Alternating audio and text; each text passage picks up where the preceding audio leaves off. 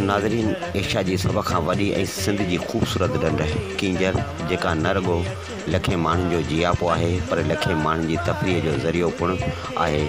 जॾहिं कींजर जे किनारनि ते हुस्न जलवा कंदो आहे ऐं कींजर जे नीरे पाणीअ में कुंवारा बदन पुसंदा आहिनि, तॾहिं कींजर जे कंधीअ ते वेठल मिसकीन मोहाणनि जे गुज़र सफ़र जो ज़रियो थींदो आहे। पर हिन दफ़े ईद जे मौक़े ते कींजर ढंढ ते 144 कलम लागू करे कींजर खे मुकमल तौर ते सील कयो वियो हो, जंहिं करे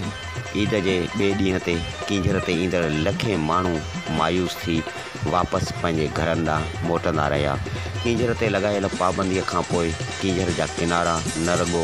हसीनाउनि खां ख़ाली रहिया, पर कींजर जे पाणीअ में उहा मस्ती बि न हुई जेका मस्ती हू कुंवारनि उरहनि सां टकराइजी कंदो हो। कींजर जा किनारा ख़ाली ऐं सुनसान हुआ। कींजर जे ख़ाली किनारनि ते बीठल ॿेड़ियूं ऐं मिसकीन मोहाणा बुख ऐं बदहाली जे वर चढ़ंदे मायूस ऐं उदास थी पंहिंजे घरनि तरफ़ मोटंदा विया। कींजर जंहिंजा किनारा लखे माण्हुनि सां आबाद ऐं लखे माण्हुनि जे करे उते वेठल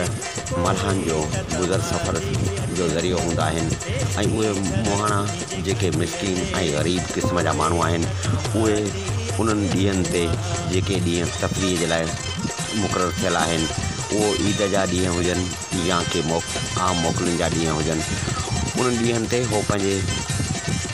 ख़ानदान जे गुज़र सफ़र जो ज़रियो कंदा आहिनि ऐं उतां